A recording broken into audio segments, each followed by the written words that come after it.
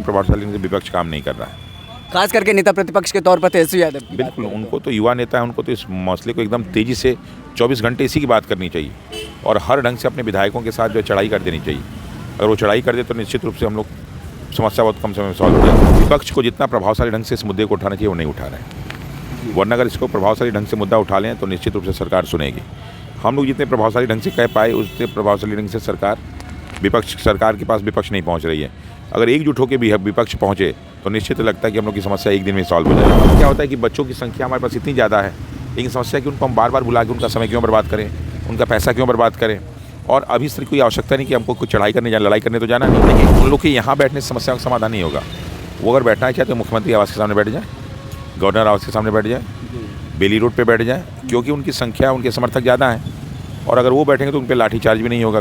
ये बात तो है कि उनके आसपास राजनेता और जो अधिकारी हैं उनसे नहीं पहुंचने दे रहे हैं। और हम लोग को जो सूचना मिल रही है कि उनका स्वास्थ्य ठीक नहीं है, स्वास्थ्य ठीक न होने के कारण इस समस्या पे कभी वो चर्चा ही नहीं की है। और मैं तो सारे पत्रकारों से कहता हूँ कि साहब आप समझ लीजिए और जाइए सीएमओ चीफ मिनिस्टर ऑफिस में जाइए और उनसे आधे घंटे इसी पर चर्चा की जो बच्चों का मुद्दा हो रहा है उस पर आप क्या कर रहे हैं। नमस्कार, अभी हम मौजूद हैं गर्दनी बाग पटना के, जहां पर आंदोलन स्थल है या कहें धरना स्थल है। हमारे साथ बात करने के लिए मौजूद हैं रहमांशु सर, जो कि 70वीं बीपीएससी पीटी परीक्षा को लेकर के जो आंदोलन चल रहा है गर्दनी बाग में, उनके नायक के तौर पर उभर कर सामने आए हैं। सोशल मीडिया पे आपने देखा होगा किस तरीके से रहमांशु सर की तस्वीरें वायरल हुई थी, इनका शर्ट फट गया था, जो आंदोलन चल रहा था उसमें किस तरीके से बिहार पुलिस ने बर्बरतापूर्ण लाठीचार्ज किया, फिर पानी के बौछार से तमाम छात्रों को भगाया गया था। सर, आज कौन सा दिन है और फिर इस आंदोलन को, जो धधकता हुआ आंदोलन था, क्या अपडेट है इसमें? आज 23वां दिन है जी, ठीक है, और ये हम लोग का आंदोलन नहीं सत्याग्रह है। सत्याग्रह कभी धधकता नहीं है जी, आंदोलन धधकते हैं। ये एक सतत प्रक्रिया है, जब तक हम लोग लक्ष्य नहीं प्राप्त कर जाएंगे ये है। हाँ, बीच बीच में अप एंड डाउन्स आते रहते हैं। अब क्या होता है कि जब हम लोग कहीं मार्च लेके निकल जाते हैं तो लाठीचार्ज होता है, केस होते हैं, तो उसमें लोगों को धधकता हुआ दिखता है। लेकिन कहीं भी हम लोग जो है हिंसात्मक नहीं होते, हमेशा अहिंसा का ही परिचय हम लोगों ने दिया। चाहे 6 दिसंबर को हुआ तभी अहिंसा हुआ था, जब जो है 25 दिसंबर का तभी हम लोग अहिंसात्मक थे, और जब 29 दिसंबर को लाठीचार्ज हुआ तभी हम लोग अहिंसात्मक थे। हम लोगों ने जो है कभी भी हिंसा का सहारा नहीं लिया। अब स्वाभाविक है कि मुद्दा बहुत बड़ा है तो रातों रात तो पूरा होगा नहीं, समय लगेगा, तो उसी समय का हम लोग इंतजार कर रहे हैं। लेकिन हम लोग ने 2 जीत हासिल कर ली है कि इस मुद्दे को हम लोग ने घर घर गाँव तक पहुँचा दिया है।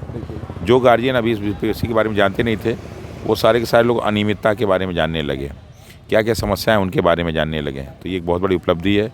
पहले लोग अपने बच्चों को भेज देते कि जाओ बीपीएससी की तैयारी करो, और बच्चा जब सिलेक्ट नहीं होता था तो गार्जियन कहता था मेरा बेटा ही नहीं पढ़ता था। अब उनको एहसास हो गया कि उसके बच्चे के सिलेक्शन के ना होने के पीछे एक बहुत बड़ा कारण ये बहुत बड़ा घोटाला भी है। तो ये इसमें हम लोग सफल हो गए।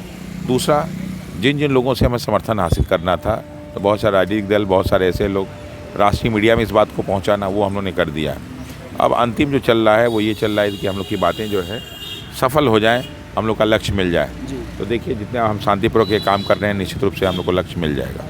इस सत्याग्रह कहीं आंदोलन का इसका अपडेट क्या है सर? सुप्रीम कोर्ट मामला गया, फिर हाई कोर्ट मामला है, अभी इसमें क्या लेटेस्ट अपडेट है? हाई कोर्ट में आज जो केस फाइल हो चुका है जी, और देखिए 1-2 दिन में डेट आ जाएगी तो उसकी सुनवाई शुरू हो जाएगी।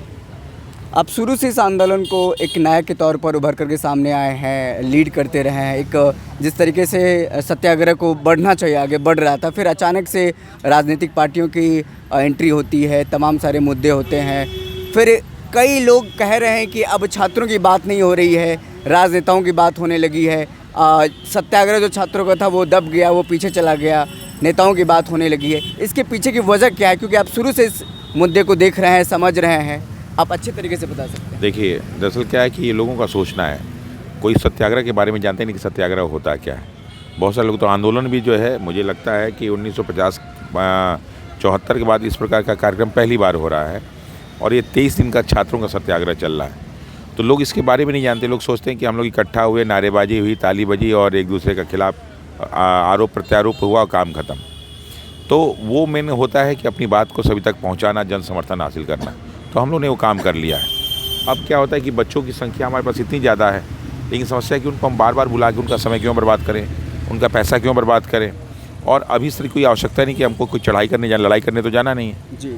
हम लोग की बात जहाँ जहाँ पहुँची थी पहुँच रही है, सारी चीज़ें हो रही हैं। अब हम लोग सरकार को मौका दे रहे हैं कि जल्दी से जल्दी इस समस्या का समाधान करें, ताकि अब यही बात ये बंद हो जाए, यानी जो बढ़ती जाएंगी चीज़ें वो कब किस हाथ से निकल जाती हैं कोई ठीक नहीं रहता।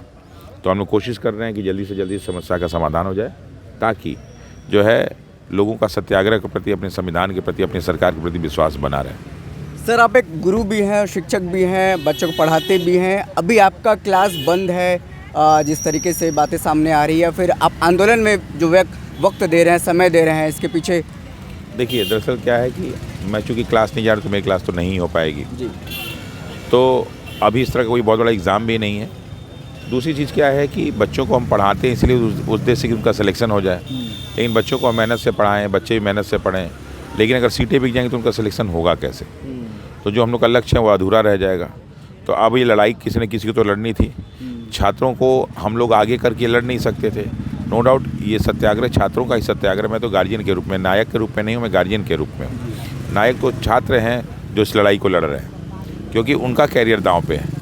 हमारा कैरियर तो कोई है नहीं, हम तो अपने टीचर हैं, अपना पढ़ा रहे हैं। तो क्लासेज मेरी नहीं हो पा रही है, कोई दिक्कत नहीं। मान लीजिए कोरोना काल में बहुत दिन क्लासेज नहीं होती, क्या हो गया? कोई फ़र्क तो पड़ा नहीं। कई बार छुट्टियों में क्लासेज नहीं होती, नवरात्र दशहरे में क्लासेज नहीं होती, कोई फ़र्क तो पड़ता नहीं। तो ये भी हम लोग वही मान रहे हैं, लेकिन ये है कि अब इसका जल्दी से समाधान हो जाए, ताकि सब अब बच्चे अपने अपने घर जाएँ, खुशी प्रसन्नता इस समस्या का समाधान हो जाए, यही हम लोग की अपेक्षा है। सर, आपकी कई बार हमने बातें सुनी है, आप बिहार के मुख्यमंत्री नीतीश कुमार से एक बार मिलना चाहते हैं, बात करना चाहते हैं, आपने उनको पिता तुल्य माना है, लेकिन बिहार के मुख्यमंत्री छात्रों से आपसे मुलाकात क्यों नहीं करना चाहते हैं? क्या उनके जो आसपास के नेता हैं या फिर अधिकारी हैं वो उनको सही बात नहीं पहुंचा रहे हैं? क्या कुछ चल रहा है ज़मीन पर? ये तो बात तो है कि जो उनके आसपास राजनेता और जो अधिकारी हैं उनसे नहीं पहुंचने दे रहे हैं। और हम लोग को जो सूचना मिल रही है कि उनका स्वास्थ्य ठीक नहीं है। स्वास्थ्य ठीक न होने के कारण इस समस्या पे कभी वो चर्चा ही नहीं की है। और मैं तो सारे पत्रकारों से कहता हूं कि सब आप समझ लीजिए और जाइए सीएमओ चीफ मिनिस्टर ऑफिस में जाइए और उनसे आधे घंटे इसी पर चर्चा कीजिए कि जो बच्चों का मुद्दा हो रहा है उस पर आप क्या कर रहे हैं। तो मुझे लगता है अगर ऐसा हो जाए तो बहुत सारी चीज़ों का समाधान हो जाएगा। प्रगति यात्रा पर है, स्वास्थ्य तो बेहतर है, तभी वो प्रगति यात्रा पर हैं वो इन दिनों। प्रगति यात्रा पे हैं, लेकिन बोल कितना रहे हैं, क्या बोल रहे हैं जी। ये प्रगति यात्रा नहीं होता, बोल रहे हैं कितना और क्या बोल रहे हैं। इसीलिए हमने कहा कि सारे पत्रकारों को ये काम करना चाहिए, इन सारे पत्रकारों को जाके देखना चाहिए और उनका जो है रोक के इंटरव्यू लेना चाहिए। उनसे पूछना चाहिए कि आपके राज्य में घटना घट रही, छात्रों को आपको जानकारी है? अगर है तो क्या जानकारी है और अब क्या निर्णय लेंगे? क्योंकि हम तो नहीं पहुंच सकते, लेकिन सारे बड़े बड़े पत्रकार तो पहुंच ही सकते, तो उनको ये करना चाहिए। विपक्ष के कई दल राज्यपाल से मुलाकात कर रहे हैं, मुलाकात करके उनको इस पूरा मुद्दा से अवगत कराया, लेकिन अभी तक कोई ठोस कदम सरकार की तरफ से या फिर राज्यपाल महोदय की तरफ से इस तरीके से नहीं उठाया गया है। अनसुना करने का और क्या वजह हो सकता है? क्योंकि 2025 इसी साल चुनाव भी होना है। क्या उनको खामियाजा भुगतने के लिए तैयार है मुख्यमंत्री, जो 4 लाख छात्र बताए जा रहे हैं? देखिए, विपक्ष को जितना प्रभावशाली ढंग से इस मुद्दे को उठाना चाहिए वो नहीं उठा रहे हैं, वरना अगर इसको प्रभावशाली ढंग से मुद्दा उठा लें तो निश्चित रूप से सरकार सुनेगी। हम लोग जितने प्रभावशाली ढंग से कह पाए उतने प्रभावशाली ढंग से सरकार के पास विपक्ष नहीं पहुंच रही है। अगर एकजुट होकर भी विपक्ष पहुंचे तो निश्चित लगता है कि हम लोग की समस्या एक दिन में सॉल्व हो जाएगी। क्या आप बता सकते हैं किस तरीके से? क्योंकि प्रशांत किशोर भी लगातार आपके आंदोलन में जुड़े रहे, अभी उनकी तबीयत खराब है, अस्पताल में भर्ती हैं, और प्रशांत किशोर के जैसे आप लोग के साथ आंदोलन में बैठना चाहिए था विपक्ष को, तेजस्वी यादव को, कांग्रेस के तमाम नेताओं को या फिर भाकपा माले के नेताओं को। देखिए, उन लोग के यहाँ बैठने से समस्या का समाधान नहीं होगा। वो अगर बैठना चाहे तो मुख्यमंत्री आवास के सामने बैठ जाए, गवर्नर आवास के सामने बैठ जाए, बेली रोड पे बैठ जाए, क्योंकि उनकी संख्या, उनके समर्थक ज़्यादा हैं और अगर वो बैठेंगे तो उन पर लाठी चार्ज भी नहीं होगा कोई और हमारी समस्या का समाधान हो जाएगा। या फिर जिन जिन जिलों में मुख्यमंत्री साहब जा रहे हैं उनके समर्थक लोग उनको काला झंडा दिखाएं, अपनी बातों तक पहुंचाएं, वहाँ पे उनका विरोध हो। तो जब हर जगह विरोध होने लगेगा तो बात तो पहुंच ही जाएगी, क्या बात है। नेता प्रतिपक्ष तेजस्वी यादव की किरकिरी भी हो रही है, कई लोग उनका विरोध भी कर रहे हैं, विरोधियों का झेलना पड़ रहा है, क्योंकि उन पे आरोप लग रहा है कि बीपीएससी का मुद्दा जिस तरीके से उठाना चाहिए था नहीं उठ रहा है। सोशल मीडिया पे कई सारे आरोप लग रहे हैं, आप कैसे देखते हैं इसको?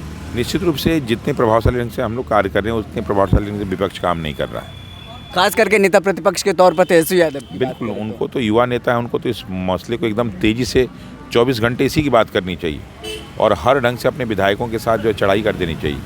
अगर वो चढ़ाई कर दे तो निश्चित रूप से हम लोग समस्या बहुत कम समय में सॉल्व हो जाती है। उनके नेताओं का मानना है कि छात्रों के साथ बैठ जाएंगे, गांधी मैदानों में भीड़ जुटा लेंगे, 5 लाख लोग आ जाएंगे, इससे मुद्दा नहीं सुलझेगा और फिर राजनीतिक रूप ले लेगा, फिर आरोप मुझ पे लगेगा। छात्रों की लड़ाई छात्रों को खुद लड़ना चाहिए और हम लोग पीछे से हैं। नहीं, वो तो हम लोग अपनी लड़ाई लड़ ही रहे हैं जी, लेकिन आप विपक्ष का होकर हम लोग का क्या सहयोग कर रहे हैं? ये मुद्दा हमारा नहीं, इसमें तो बहुत सारे जो आरजेडी परिवार के बच्चे उनका भी शामिल होगा। बिल्कुल। तो वो उनके आप प्रतिनिधि, तो कम से कम उन्हीं के लिए आप लड़िए।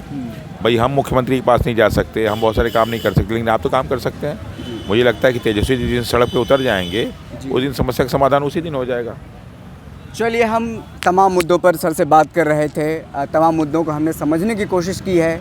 नेता प्रतिपक्ष के तौर पर तेजस्वी यादव कितना विफल रहे हैं, कितना सफल रहे हैं, इन पर बातचीत हुई। बीपीएससी का मुद्दा पूरा लगातार चरम पर रहा। अभी देखिए, छात्रों की संख्या भले ही कम है लेकिन आग देखिए वही धधक रहा है, वही आग जल रहा है। प्रशांत किशोर जो जनसुराज के संरक्षक हैं वो लगातार साथ में रहे, तबीयत उनकी ख़राब है। और क्या कुछ अपडेट था सर ने पूरा बताया है, क्या कुछ आगे अपडेट रहेगा हम लगातार आपको बताते रहेंगे। फिलहाल इस खबर में इतना ही, बहुत बहुत शुक्रिया।